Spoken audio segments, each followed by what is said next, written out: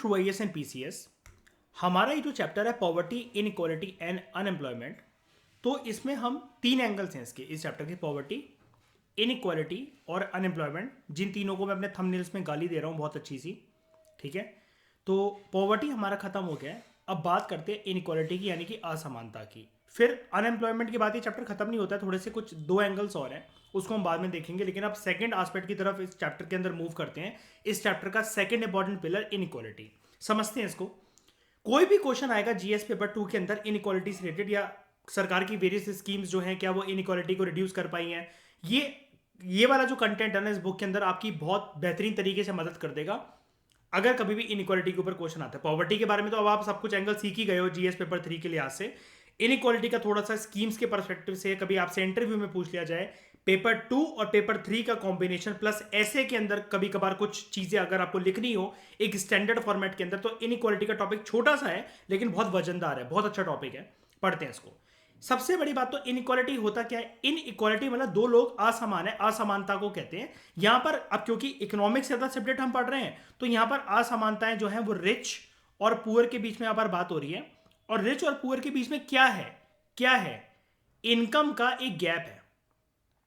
इनके पास ज्यादा पैसा है, इनके पास कम पैसा है। हर एक इकोनॉमी, हर एक सरकार, हर एक नेशन स्टेट ट्राई करते हैं कि ये गैप ना ऐसा हो ना ऐसा हो, ये गैप बल्कि ऐसा होना चाहिए, इक्वल होना चाहिए, समान रूप से दोनों इक्वल प्लेटफॉर्म पे आ जाए। इसको कहते हैं इनइक्वालिटी। दूसरे शब्दों में अगर हम लोग बोले तो ये एक इंडिकेट करता है कि जो भी देश के इकोनॉमिक एसेट्स हैं और जो भी देश के पास इनकम है, ठीक है, उसकी जो डिस्ट्रीब्यूशन हुई है, क्या उस डिस्ट्रीब्यूशन ने एक फेयर ग्राउंड्स बनाए हैं कि असमानताएं अमीर और गरीब के बीच में रिड्यूस हो, या फिर डिस्पैरिटी इंक्रीज हुई है, यानी कि जो ये गैप है ये इंक्रीज हुआ है, जो डिफरेंस है दोनों के बीच में वो और ज्यादा इंक्रीज हुआ है।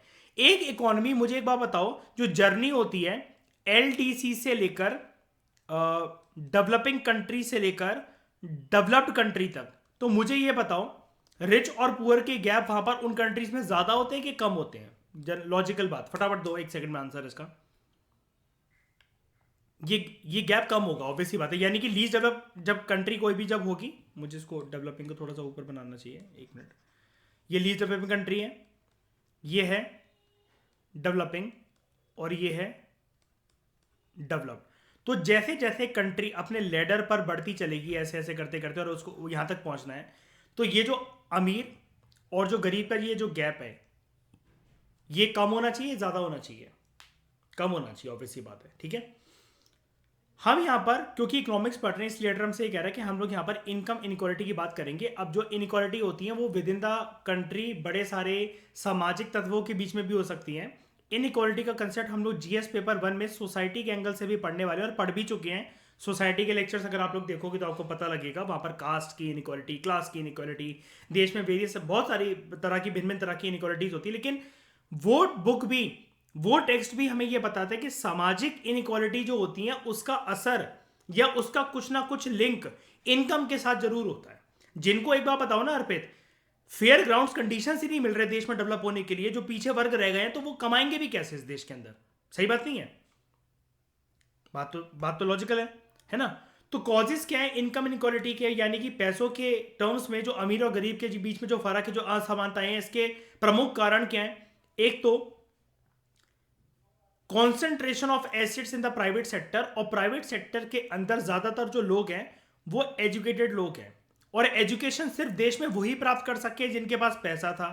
अब गरीब लोग ना एजुकेटेड है, और वो एजुकेटेड इस वजह से नहीं है कि उनके पास पैसा नहीं था, तो प्राइवेट सेक्टर के अंदर ज्यादातर बोलबाला आपको अमीर लोगों का देखने को मिलेगा, या फिर ऐसे लोग जो शिक्षा को प्राप्त करके, ज्यादातर लोग देखो कोई भी चीज इकोनॉमी के अंदर टोटो में एग्जिस्ट नहीं करती है कि पूरा पूरा ऐसा पूरा पूरा वैसा, ऐसा नहीं होता। लेकिन जनरली प्राइवेट सेक्टर के अंदर क्योंकि एजुकेटेड क्लास का, पैसे वाली क्लास का बोलबाला है, या फिर प्राइवेट सेक्टर में काम करके they are earning a good amount. और प्राइवेट सेक्टर से एक चीज और निकल कर आती है, प्राइवेट सेक्टर इज जनरली, अगर कोई वर्किंग क्लास का पर्सन है तो वो जनरली किसी ना किसी ऑर्गेनाइज सेक्टर में काम कर रहा है। यानी कि ऑर्गेनाइज सेक्टर का मतलब क्या है? क्या उसके पास अर्पित फिक्स्ड इनकम है, और किसी ना किसी प्रकार की जो कंपनी के अंदर वेरियस स्कीम्स चलती है उसके अंदर किसी ना किसी एक सोशल सिक्योरिटी स्कीम या किसी ना किसी के अंदर उसको कवर करा गया होगा। जो कि सरकार जैसे कभी कभार प्रेशर डालती है एमएनसी के ऊपर के अगर कोई लेडी प्रेग्नेंट है और वो बहुत अच्छी पोस्ट पर, तो आप उसे निकाल नहीं सकते हो, क्रैश फैसिलिटी भी बनानी पड़ेगी, इतने हफ्तों की छुट्टी के पैसे भी देने पड़ेंगे। आजकल होता है कि नहीं होता? और अगर उसने ऐसा, हाँ, अगर उसने ऐसा करा, अगर निकाल दिया तो केस हो सकता है उसके ऊपर, जुर्माना लग सकता है उसके ऊपर, जेल हो सकती है उसे, मालिक को, है ना। उसके बाद urban bias in private investment. देखो, ज्यादातर जो प्राइवेट इन्वेस्टमेंट होती हैं जो कंपनियों के द्वारा करी जाती हैं वो शेयरों में ही करी जाती हैं, राइट। ये तो हम इकोनॉमिक्स के बेसिक एंगल में स्टोरी ऑफ विलिस पालमपुर से ये तो हम पढ़ते आई हैं जब से इकोनॉमिक्स हमने 9th क्लास से पकड़ी थी, ठीक है। यानी कि ज्यादातर कंपनी प्राइवेट इन्वेस्टमेंट ना जो है, ऑब्वियसली बात है, कंपनी कर रही है तो प्राइवेट इन्वेस्टमेंट ही कर रही है, अगर प्राइवेट कंपनी है वो गांव में नहीं करना चाहती, जबकि गांव में बड़ी सारी तरीके से सरकार छूट देने को तैयार है, रिलैक्सेशंस देने को तैयार है, बड़े सारे एंगल से मदद करने को तैयार है। और यही वाली बात जब लाइसेंसिंग सिस्टम था हमारे देश के अंदर, एलपीजी रिफॉर्म से पहले उसके आसपास, लाइसेंसिंग सिस्टम के अंदर भी ये वाली चीज सरकार इंकरेज करती थी कि जिनको गांव में इंडस्ट्रीज ओपन करनी है उनकी मदद करेंगे। लेकिन गांव में इंडस्ट्रीज कौन ओपन करना चाहेगा, बताओ जरा। मैं आईएएस का कोचिंग सेंटर बताओ किसी दूर दराज के एक ट्राइबल एरिया के पास जाकर गांव में खोल लूं तो व्हाट आई कैन एक्सपेक्ट के क्या अर्निंग होगी मुझे, या फिर क्या चलेगा वो मेरा इंस्टीट्यूट। बात ये है ना।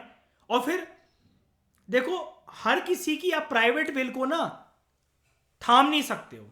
यानी कि एक बात बताओ अर्पित, आप हर किसी को ये थोड़ी ना कह सकते हो कि अपना इनकम का पार्ट बांट दो, आप अच्छा करके चलो समाज का, आप अपना अपने फायदे के बारे में मत सोचो, सबको साथ लेकर चलो। हम तो कर लेंगे, लेकिन फिर पूरी दुनिया भी तो ऐसी होनी चाहिए ना। फिर आसपास वाले गांव में क्यों इंडस्ट्री सेटअप आप ओपन करोगे, बताओ जरा। अब इसमें आपको पार्ले जी की फैक्ट्री खोलनी है, कोई फ्रेंचाइजी खोलनी है, आप सब छोड़ो, एक पिज्जा कॉर्नर खोलना है आपको, कौन आएगा गांव में खाने आपके पास? उधर लोगों की इनकम, आप कम से कम जितना बनाने में खर्चा आ रहा है आपका, 55 रुपए का पिज्जा का खर्चा आ रहा है आपको बनाने में, तो 100 रुपए तो कम से कम आप उसको चार्ज करोगे। लेकिन 100 रुपए क्या, कहीं कहीं तो लोग ऐसे भी हैं इलाकों में, दूर दराज के इलाकों में, के अर्पित कंडीशंस इतनी बुरी है कि महीने के अंदर 100 रुपए नहीं देखते हैं वो। खेती बाड़ी चल रही है तो चल रही है, बस अनाज आ रहा है उनके पास। पिज्जा नहीं खाया हमारे देश में बहुत सारे लोगों ने, मैडी का बर्गर नहीं खाया, they do not know what are malls. क्या एक बार बताओ, ये चीज तुम कह सकते हो छोटे छोटे तरीके से? मयूर, 200 करोड़ की आबादी घूम चुकी है सारे के सारे मॉल और ये मैकडोनल्ड और पिज्जा और केएफसी। मेट्रोपॉलिटन सिटीज में रहते रहते भी अर्पित मुझे एक बात बता दो, कितने लोग स्टारबक्स होकर आ चुके हैं या रोज कॉफी अफोर्ड कर सकते हैं वहां पे, है ना। लाइफस्टाइल लोगों का देखने से ऐसा लगता है ना, घर के अंदर सबको पता होता है ना कि किसके कितने बर्तन खटक रहे हैं। तो यहां पर जो अर्बन बायस है ना, जो प्राइवेट इन्वेस्टमेंट की, तो वो यही दिखाता है कि प्राइवेट इन्वेस्टमेंट ज्यादा अर्बन एरियाज में होती है। अब देखो पता क्या होता है, इसमें भी ना एक पैराडॉक्सिकल सिचुएशन है इस वाले पॉइंट में, बताता हूं क्या। देखो, आपको पता होगा जो प्राइवेट कंपनियां होती हैं जिनके पास बहुत ज्यादा पैसा है, तो वो ना कभी कभार कोल, आयरन, ये सब के चक्कर में जो ऐसी इंडस्ट्री जो ओपन करती है, तो वो माइनिंग एक्टिविटीज तो हालांकि ऐसे एरियाज में करते हैं जो कि पहाड़ों के इलाकों में हो, प्लेट्यू रीजन्स में हो, दूर दराज के जंगल वाले इलाकों में हो, या फिर गांव जैसे रूरल एरियाज में हो। लेकिन माइनिंग ऑपरेशंस करने के बाद ना वो सामान जो है वो शहरों में इंडस्ट्रीज में बुलाते हैं, इंडस्ट्रीज वहां पर सेटअप नहीं करते। अब इस पॉइंट में जो मैं अभी तक बोल रहा था, थोड़ा सा मीन होकर बात कर रहे थे हम लोग इस वाले पॉइंट के अंदर, कि प्राइवेट इन्वेस्टमेंट जो है वो शहरों के अंदर स्टैब्लिश तो होती है, ठेका थोड़ी ले रखा है सबने सबकी मदद करने का। लेकिन एक चीज हो सकती है, अगर माइनिंग ऑपरेशंस अगर आप वहां पर करते हो और मैन्युफैक्चरिंग हब भी अगर आप वहां पर कर दो, मैन्युफैक्चरिंग हब में क्या फर्क पड़ता है? मैन्युफैक्चरिंग हब अगर आप गांव में खोल दो तो क्या लोगों को छोटे छोटे काम में क्या उनको एम्प्लॉयमेंट अपॉर्चुनिटीज नहीं मिल जाएंगी? बताना जरा, हेल्प हो जाएगी उनकी। आपको तो काम जैसे शहर के लोगों को करवाना है, शहर में रेट भी वैसे हाई है, तो गांव में खोल लो ना। लेकिन फिर एक और बात होती है, ज्यादातर जमीन हमारे देश में किसकी होती है, जल्दी बताओ? नहीं, सरकार की। अल्टीमेटली तो सरकार की जमीन है ना। सारी जमीन सरकार बेचने को तैयार नहीं होती है। अब इसका एक मैं एग्जांपल दे दूं अर्पित, यूपी में नोएडा में जितनी भी आजकल ये यूनिवर्सिटीज बन रही है, गंगोटिया यूनिवर्सिटी, फलाना यूनिवर्सिटी, बेनेट यूनिवर्सिटी, आपने देखोगे बहुत दूर दराज के इलाकों में जाकर के, भैया दिल्ली से जाते जाते भी 3.5-4 घंटे लग जाए, इतनी देर में आगरा घूम कर आ जाऊं मैं अपनी बेबी के साथ। क्यों? जमीन एलोकेट उनको बहुत मुश्किल से इतनी दूर दराज के इलाकों पर हुई और उनको सस्ते के सस्ते रेट पर खेत खरीद कर ये लोग जमीन बना लेते हैं। जैसे कि मैंने आपको एक प्लॉटिंग वाली बात बताई थी ना ग्वालियर के अंदर, कि अगर आपके पास 1 करोड़ रुपए तो खेत पूरा खरीद के उसको प्लॉटिंग करवा कर सोसाइटी बनाकर बेच दो। सेम ये चीज है ना। तो प्राइवेट इन्वेस्टमेंट जो है ना वो अर्बन बाइस यहां पर ये दिखता है कि जनरली वो अर्बन सेंटर्स के अंदर होती है। अब एक बार बताओ, पूरा यूपी छोड़कर अगर आप एक बार बताओ मुजफ्फरनगर को देखो और नोएडा को देखो, डिफरेंस है कि नहीं है ना। और दोनों कहां की जगह है? यूपी की, लेकिन जमीन अर्बन का फर्क है। एक जगह इमेजिन करके देखो, मतलब मैं डिमीन नहीं कर रहा, लेकिन अब मेरी मर्जी में कुछ भी बोलूं। एक जगह मयूर लोग गुटखा पान परा खाते हुए फिर रहे हैं यूपी में, जैसे अनुज भाई साहब हमारे। और दूसरी जगह लोग एमएनसीज में मतलब वो करके कोट पैंट पहनकर वो क्या कहते हैं काम करने धंधा करने जा रहे हैं। ठीक है। उसके बाद high inflation in goods and services, चीजें सबके लिए उतनी अफोर्डेबल नहीं है। इसका मैं एक जो एग्जांपल देना पसंद करूंगा वो ये करूंगा, जिन लोग किसी किसी के लिए अर्पित कोविड जो था वो रिलैक्स होने का और सोने का टाइम आ गया था, और किसी किसी के नींदें उड़ने का टाइम आ गया था। हर किसी के लिए कोविड का जो असर था वो छुट्टी के तौर पर, मजे करने के तौर पर, घर पे पार्टी पिकनिक बनाने के तौर पर नहीं था। काम धंधा है नहीं, सेविंग्स है नहीं, और चीजों के रेट बहुत हाई होते चले जा रहे हैं। लेकिन बहुत सारे लोग ऐसे तो उनको फर्क ही नहीं पड़ता था। लॉकडाउन चाहे 1 साल क्या था, 10 साल और रह ले। लेकिन बहुत सारे लोग ऐसे थे जिस टाइम पर घर में बैठ के भी, इसमें आप बताओ, वो प्रार्थना कर रहे थे दिन रात भगवान से कि जल्दी ये हटे और ये एक्सटेंड ना हो। जैसे ही वो न्यूज आती थी कि 10 दिन के लिए और एक्सटेंड होने वाला है, रूह कांप जाती थी लोगों की कि होगा क्या। उसके बाद more focus on capital intensive ways of production. आजकल जो ये मशीन्स आती चली जा रही हैं, मशीन्स आने की वजह से लेबर पूरी तरीके से रिप्लेस होती चली जा रही है। और मशीन में भी एक जो सोने पे सुहागा, अब जो ये दो चीजें खतरनाक जो चली आई हैं, एक ये रोबोटिक्स प्लस आर्टिफिशियल इंटेलिजेंस। हम इसके बारे में बात करेंगे जीएस पेपर 3 में, मेंस के मटेरियल में। रोबोटिक्स और आर्टिफिशियल इंटेलिजेंस, अब ये जो चीज है कैपिटल इंटेंसिव मतलब machine made base of production, जिसकी वजह से कैपिटल इंटेंसिव का अपोजिट क्या होता है? Labour intensive. ये सारी चीजें रिप्लेस होती चली जा रही हैं। अब जब एक मशीन, मैं इसका एग्जांपल दे चुका हूं जब हमने माइक्रो इकोनॉमिक्स और नेशनल इनकम वगैरह डिस्कस करा था। एक मशीन मयूर 2 करोड़ की खरीदी, आपने याद है वो पाले जी वाला एग्जांपल। अब इतने सारे वर्कर आप हायर कर रहे थे तो इसकी तो सिर्फ किश्त ही तो जानी है, तो जितने की उनको सैलरी दे रहे थे उतने में तो किश्त भी निकल जाएगी और ट्रेडिंग भी हो जाएगी। और ये वन टाइम है। लेबर तो अर्पित हमेशा रखने थे हमको बार बार कि जब तक धंधा चलना है, जब तक सांसें चलनी है तब, और जब तक ये फैक्ट्री चलनी है तब तक लेबर रहेंगे। मशीन की तो इन्वेस्टमेंट ऐसे 1 साल है, और एक की किश्त निपट गई, इससे फ्री हो गए तो एक और मशीन इंस्टॉल कर लो, 2 और कर लो। लेबर को तो दे ही रहे थे ना इतनी सैलरी।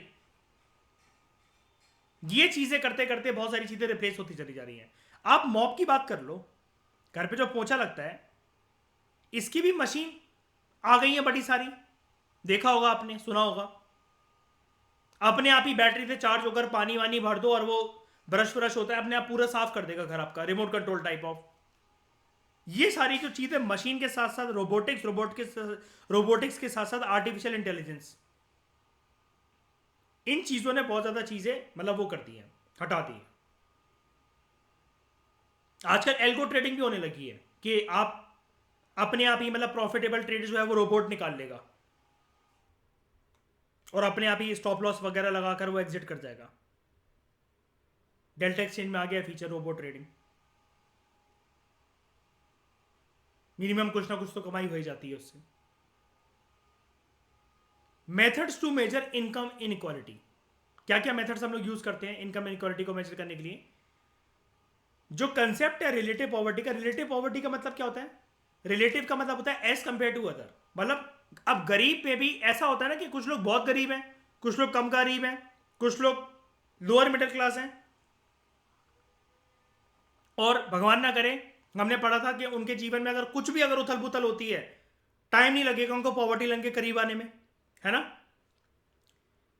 Very good. तो ये जो कंसेप्ट है रिलेटिव पॉवर्टी का, इसको यूज करा जाता है ये इंडिकेट करने के लिए कि कितना लेवल ऑफ इनकम इनइक्वालिटी एक देश में है। अब इसको मेजर कैसे करा जाता है? अगर ग्राफ बनाना है, आपको ग्राफ बनाकर रिप्रेजेंट करना है, तो उसके लिए कर्व होता है लॉरेंस कर्व। और अगर आपको कैलकुलेशन वाइज नंबर आंकड़े निकालने हैं तो उसके लिए होता है गिनी कोफिशिएंट। ये चीजें आपको जाननी नहीं है because you are not student of economics optional, या फिर हम कॉलेज की इकोनॉमिक्स नहीं पढ़ रहे हैं, तो उसमें कंफ्यूज मत हो जाना सर ये निकलता कैसे, निकालते कैसे हैं। हम लोग आरबीआई ग्रेड बी का एग्जाम नहीं दे रहे हैं, ना ही स्टैटिस्टिक्स कुछ कर रहे हैं, ना ही इकोनॉमिक्स ऑप्शनल है हमारा, ठीक है।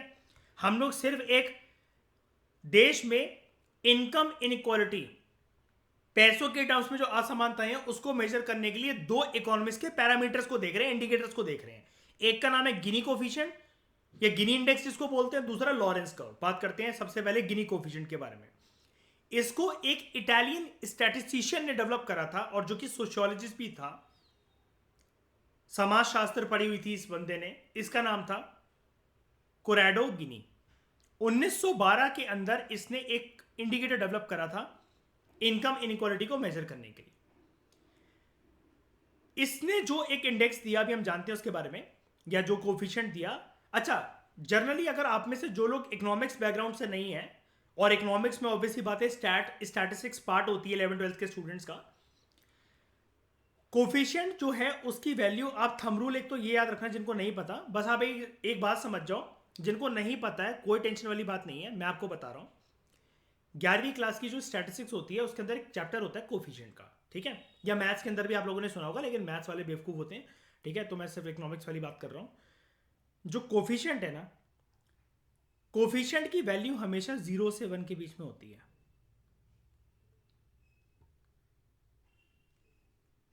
याद रखना, कोफिशिएंट की वैल्यू हमेशा 0 से 1 के बीच में होती है। अगर मुझे किसी को ये कहना है कि तेरी 33% आई है, तो कोफिशिएंट टर्म्स में उसको मैं 0.33 कहूंगा। अगर मैं किसी को बोलूं कि तुम एग्जाम के अंदर टॉप कर गए हो, तो टॉप 1 से ज्यादा नहीं हो सकता कोफिशिएंट की वैल्यू के टर्म्स में, और इससे कम रैंक जिसकी होगी वो होगी 0.9। तो आप समझ गए मतलब जो मैं समझाना चाह रहा हूं, मतलब एक सुपरफिशियल वे से, कि कोफिशिएंट की वैल्यू कुल मिलाकर थंब रूल क्या है। सबसे पहले तो आगे बढ़ने से पहले क्या याद रखना आपको, अर्पित कितनी होती है, 0 to 1, ठीक है। जिनको ये पता था अच्छी बात है, जिनको नहीं पता था कोई बात नहीं, याद रखना। क्योंकि यहां पर क्या है, एक जो थर्ड लाइन है ना, अभी मैं सेकंड लाइन की तरफ बात करता हूं, कि वैल्यू ऑफ गिनी कोफिशिएंट, भाई गिनी वर्ड को अगर हटा दो, वैल्यू ऑफ कोई भी कोफिशिएंट, उसकी वैल्यू हमेशा 0 से 1 तक ही लाई करती है। तो पेपर में अगर आ गया ना कि गिनी कोफिशिएंट, अब बंदा वहां बैठ के सोचे, अपनी नॉलेज पे शक करे, यार मैंने स्टैटिस्टिक्स तो पढ़ी थी, मैं इकोनॉमिक्स में ग्रेजुएट हूँ, मैंने इकोनॉमिक्स में गोल्ड मेडल हूँ, यार मैंने थोड़ा बहुत तो यार इसके बारे में पढ़ा है कि कोफिशिएंट 0 से 1 के बीच में होता है, लेकिन यार ये गिनी कोफिशिएंट के बारे में पूछ रहा है। उस टाइम पर अपने ऊपर संयम रखो, और कोफिशिएंट चाहे कोई भी हो, उसके आगे गिनी हो, मिनी हो, टिन्नी हो, मिन्नी हो, कुछ भी हो, वो 0 to 1 ही होगा। कोफिशिएंट कोफिशिएंट ही होता है, ठीक है। क्योंकि ये इसने दिया था, ये आखिरी पास था, इटालियन था ये, गिनी ने, इसलिए इसका नाम गिनी कोफिशिएंट है। बात करते हैं इसने बोला क्या, ये इसकी वजह से आया कैसे ये कंसेप्ट। देखो, गिनी कोफिशिएंट की मदद से हम लोग ये मेजर करते हैं कि एक देश के अंदर इनकम इनइक्वालिटी किस हद तक है, एक देश के अंदर, ठीक है। अब इसको मेजर करने का इसका एक बहुत यूनिक तरीका है। यहां पर गिनी कोफिशिएंट जो है ना, ऐसा नहीं है कि वो सिर्फ सोलो अपने आप में ही कुछ है। गिनी कोफिशिएंट मदद लेता है इसकी, लॉरेंस कर्व की, और लॉरेंस कर्व के अंदर एक चीज इंक्लूडेड है, गिनी कोफिशिएंट। यानी कि ये दोनों इंटरकनेक्टेड कंसेप्ट्स हैं। देखते हैं अभी कैसे। यहां पर हम लोग कैलकुलेट करते हैं ratio of the area between diagonal line of perfect equality, यानी कि हम एक लाइन खींचते हैं डायगोनली। अगर ये एक रेक्टेंगल है, तो मुझे इसमें बताओ, अगर मैं ए बी सी और डी लिख रहा हूं, तो डायगोनल क्या होगा, क्या से क्या होगा डायगोनल,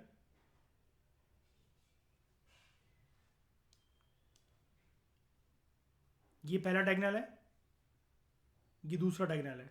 सही बनाया मैंने, ठीक है।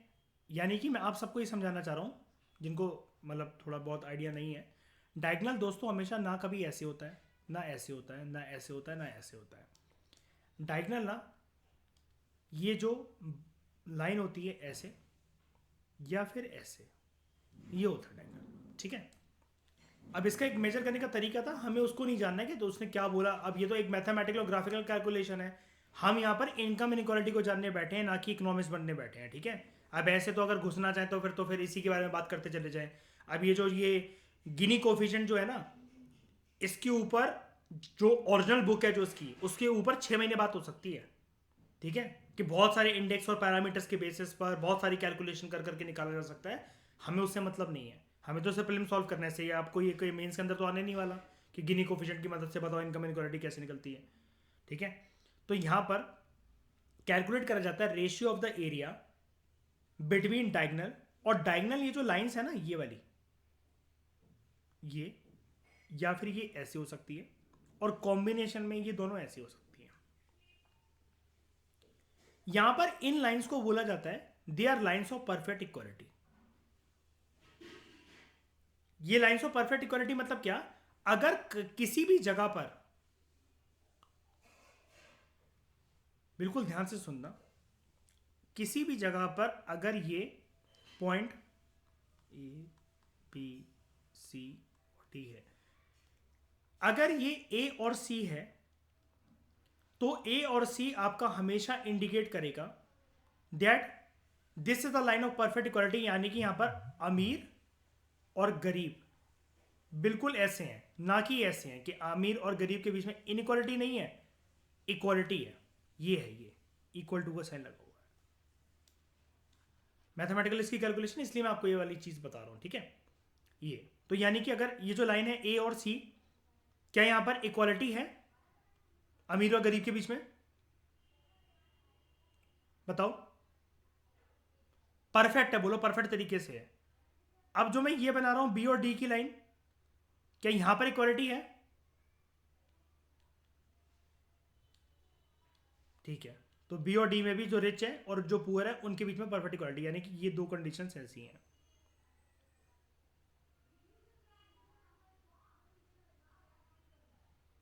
ओके, आगे बात करते हैं। फिर क्या करा जाता है, एक तो हमने रेशियो ऑफ द एरिया निकाल लिया between the diagonal line of perfect equality जिसको बोला जा रहा है। उसके बाद हम रेशियो ऑफ एरिया निकालते हैं between the diagonal and Lawrence curve को साथ में इंक्लूड करके, लॉरेंस कर्व को साथ में इंक्लूड करके निकालते हैं। लॉरेंस कर्व अभी बताऊंगा मैं, अगला ही कंसेप्ट है ये जो कर्व आपको दिख रहा है ये। उसके बाद यहां पर हम इसको डिवाइड करते हैं by the total area of the half square in which the curves lies.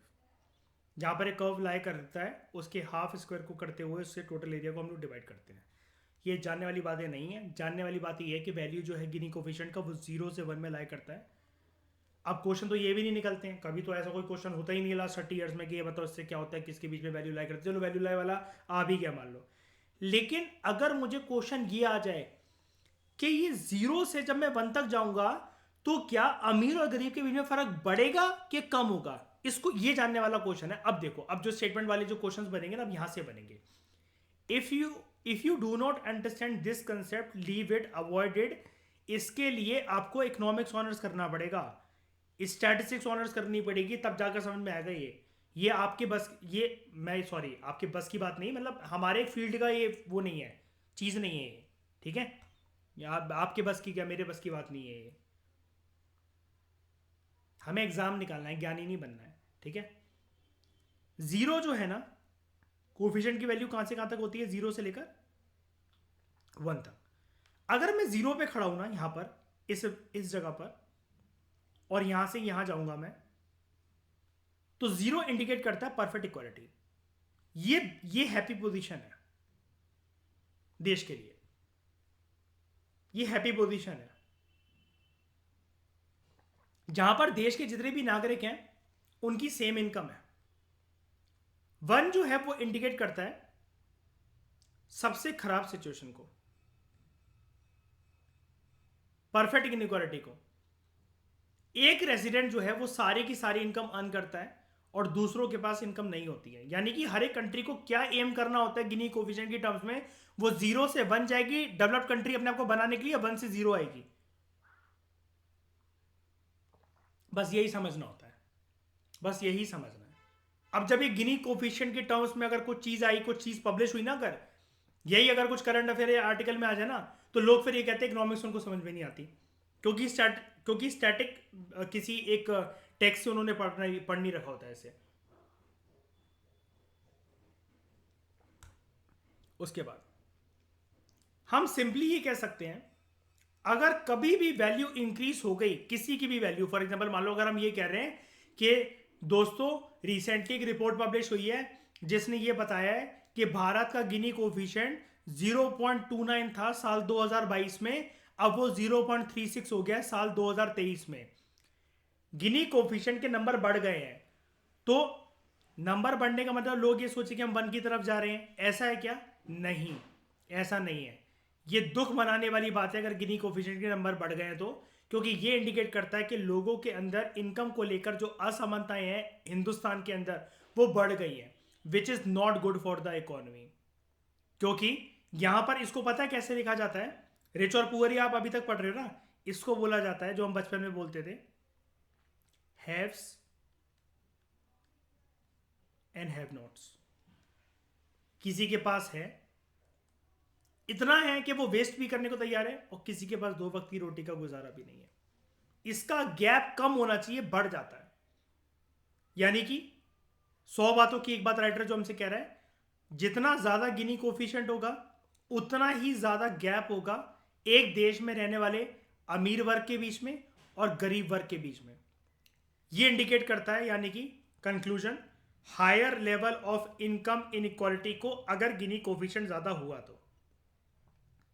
हम ये नहीं कहते हैं कि किसी कंट्री का 0 होना चाहिए, 0 तो इनफैक्ट नहीं हो सकता, लेकिन 1 से आते आते हर एक कंट्री को हर साल ये प्रयास करने चाहिए कि वो पीछे आते आते एटलीस्ट 0 की तरफ एम करे, अगर 0 यहां पर है।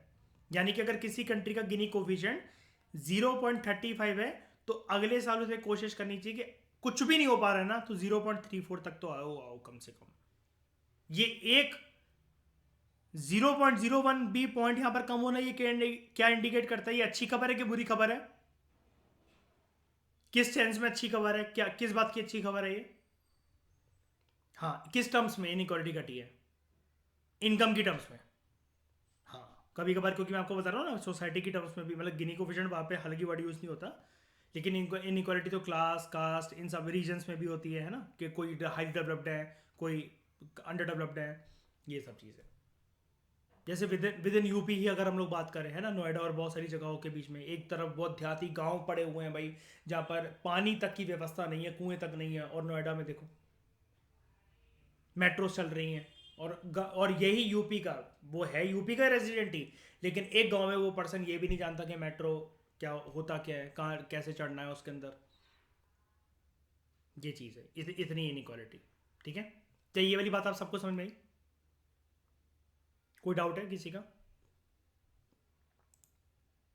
ठीक है, तो इस डिस्कशन में फिलहाल लेते ही। Thank you very much for discussion.